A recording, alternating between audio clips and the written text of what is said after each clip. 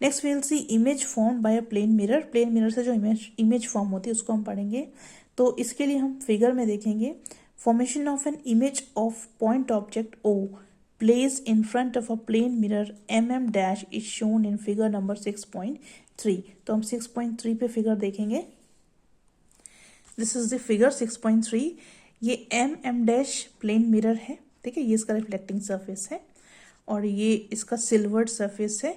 ये ऑब्जेक्ट है, ठीक है, जिसको हमने यहाँ पे O लिखा हुआ है। ऑब्जेक्ट इसके सामने रखा हुआ है, तो हम मान लेंगे OA और OB जो है वो लाइट रेस हैं जो ऑब्जेक्ट से आ रही हैं, ठीक है। और उसके बाद में ये पॉइंट A और B पे आके स्ट्राइक कर रही हैं, ठीक है। और ये कुछ इस तरह से स्ट्राइक कर रही हैं कि इंसिडेंट रे I1 और इंसिडेंट रे I2 फॉर्म हो रही हैं, ठीक है। तो यहाँ पे देखेंगे इंसिडेंट, यहाँ पे ये इंसिडेंट रे I1 और यहाँ इस रे की जो इंसिडेंट रे है यहाँ पे देखेंगे I2। तो जो रिफ्लेक्टेड रे ट्रेवल कर रही है वो एंगल ऑफ रिफ्लेक्शन बना रही है। तो यहाँ पे जो एंगल ऑफ रिफ्लेक्शन बनेगा वो R1 बनेगा, यहाँ पे R2 बनेगा। तो जो law of reflection of light है उसके अकॉर्डिंग क्या है कि angle of incidence will be equal to the angle of reflection. तो क्या हो जाएगा, angle R1 is equal to I1, angle R2 is equal to I2। तो ये एंगल जो है इसके बराबर होगा और ये एंगल है जो इसके बराबर होगा, ठीक है। लॉ यही बताती हैं। फिर अब ये जो दो रिफ्लेक्टेड है रे आ रही हैं, ये आपको दिखाई देंगी डिफ्लेक्टेड होते हुए। देखिए यहाँ से ही आ रही हैं और उसके बाद में ये क्या होना चाहिए, इनको यहाँ जाना चाहिए, तो यहाँ ना जाने की यहाँ डिफ्लेक्ट हो जा रही है। फिर यहाँ इसको देखिए, ये भी यहाँ ना जाके, ठीक है, तो यहाँ जाके ये यहाँ डिफ्लेक्ट हो जा रही है। तो जब ये दोनों लाइट जो हैं, लाइंस जो हैं वो डिफ्लेक्ट हो रही हैं, तो हम यहाँ देखेंगे two reflected rays appears to be diverging from a point I behind the mirror. तो ये डाइवर्स होके कहाँ पे आ रही हैं, मिरर के पीछे एक इमेज फॉर्म कर रही है। ये I is the image of an object. तो ये कैसी इमेज हो गई, मिरर के पीछे बन रही है तो वर्चुअल इमेज है, ठीक है। ये अपीयर हो रही है कि ये मीट हो रही है, लेकिन एक्चुअली में ये मीट नहीं हो रही है, just only appearing to be meet. तो ये मिरर के पीछे इमेज बन रही है। तो ये जो इमेज बन रही है ये वर्चुअल होगी। साथ ही ये जो इसका जो साइज है, ठीक है, जो साइज यहाँ होगा वही साइज यहाँ होगा। तो हम इससे कैरेक्टरिस्टिक्स पढ़ लेते हैं। The image of an extended object formed by a plane mirror has a following characteristics. Number 1, image कैसी होगी, वर्चुअल, ठीक है, बिहाइंड द मिरर। तो कैसी इमेज है, वर्चुअल है। इरेक्ट मतलब सीधी इमेज है। Image formed is exactly of the same size as the object. तो जो ऑब्जेक्ट का साइज यहाँ पर मान लीजिए 4 सेंटीमीटर है, तो यहाँ पे भी 4 सेंटीमीटर ही होगा, इमेज की साइज भी उतनी ही होगी। The image is formed as much behind the mirror as the object is in front of it. यानी कि जितना अगर यहाँ से यहाँ तक इसका डिस्टेंस 2 है, मान लीजिए 2 है या 3 है, ठीक है, 2 सेंटीमीटर्स या 3 सेंटीमीटर्स के डिस्टेंस पे है, तो उसका जो इमेज का डिस्टेंस होगा वो भी उतना ही होगा। जितना ये इसके आगे होगा उतना ही इमेज उसके पीछे होगी, सेम डिस्टेंस होगा, ठीक है। Image form by a plane mirror is laterally inverted one as shown figure number 6.4। तो यहाँ पे देखेंगे ये फॉर्म हो रही है इमेज, इस इमेज को बोलते हैं लेटरली इन्वर्टेड। लेटरली इन्वर्टेड का मतलब होता है अगर आप मिरर के सामने खड़े हो जाएंगे तो जो आपका राइट हैंड है वो मिरर में लेफ्ट होगा और जो आपका लेफ्ट हैंड है वो मिरर में राइट होगा। तो इस तरह की इमेजेस को क्या बोलते हैं, लेटरली इन्वर्टेड इमेज। यहाँ पे मैं एग्जाम्पल पढ़ लेंगे।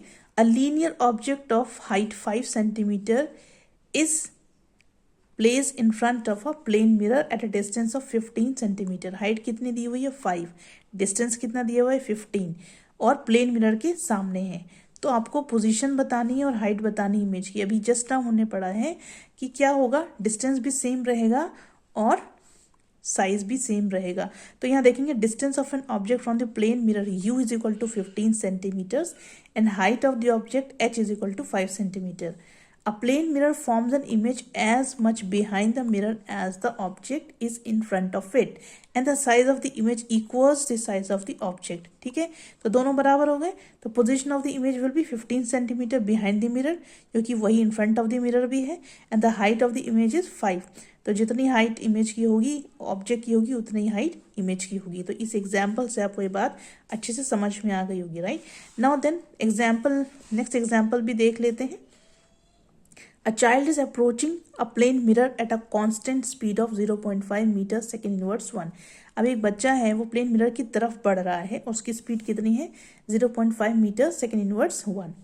अब आपको बताना है what is the speed of the motion of his image. Image, उसकी जो इमेज है उसकी स्पीड क्या होगी related to the mirror. Mirror को देखते हुए उसकी इमेज कैसी होगी और रिलेटिव टू द चाइल्ड, और चाइल्ड के बेसिस पे उसकी जो स्पीड है इमेज की वो क्या होगी.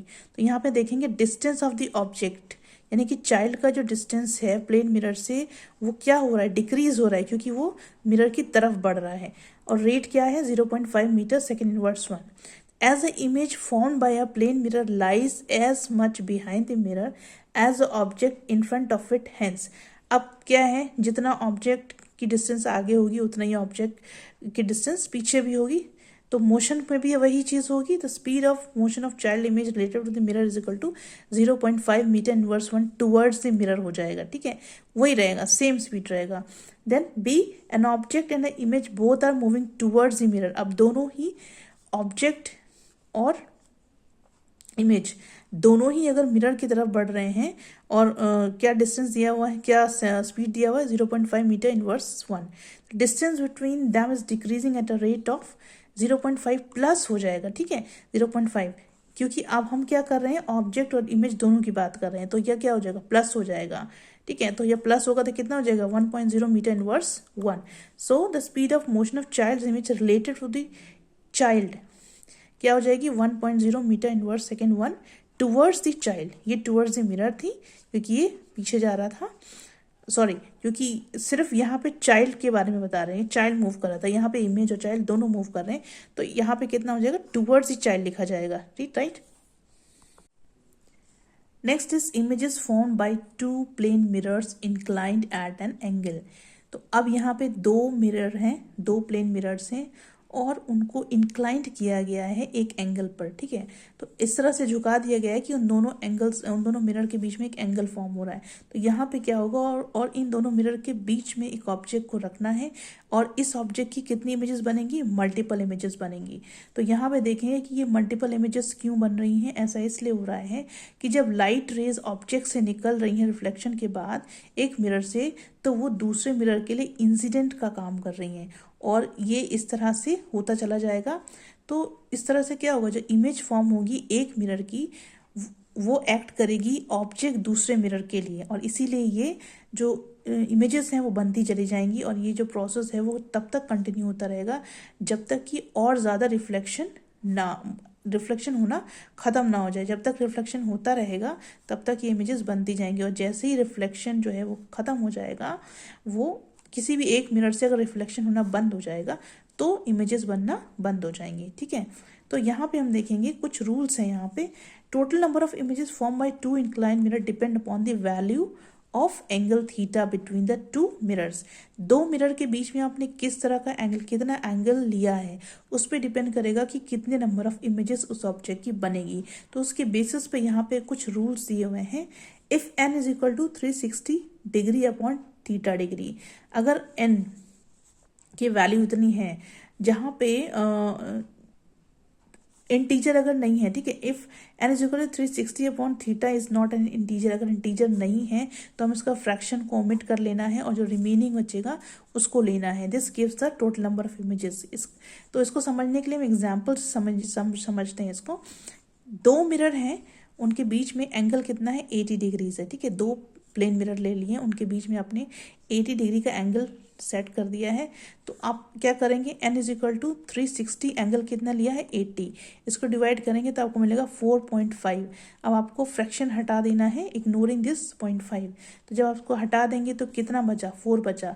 तो कितनी इमेजेस बनेंगी, 4 images of an object place between the two mirrors inclined and 80 degree.